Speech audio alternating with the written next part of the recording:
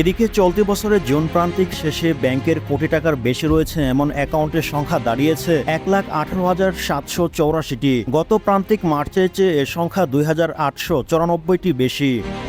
June শেষে bank খাতে মোট আমানত দাঁড়িয়েছে 18,39,000 কোটি টাকা। ব্যক্তি, কোম্পানি ও প্রতিষ্ঠান সব মিলিয়ে ব্যাংক হিসাবে কোটি টাকা বা এর বেশি টাকা থাকার এ পরিসংখ্যান দাঁড়িয়েছে। হালনাগাদ প্রতিবেদনের তথ্য অনুযায়ী চলতি বছরের জুন প্রান্তিক কেন্দ্রে ব্যাংকে 1 কোটি টাকা বেশি রয়েছে। টিম টিআরসি হৃদয়ে ধারণ করে বাংলাদেশ। দ্য রিয়েল কনসালটেশন, স্বচ্ছ ভ্যাট আইনে দক্ষ ন্যায্য ভ্যাট প্রদানে। 3 মাস আগে মার্চ প্রান্তিক শেষে সংখ্যা ছিল 1,15,890, অর্থাৎ কোটি টাকার বেশি আমানতের অ্যাকাউন্টে বেড়েছে 2094টি।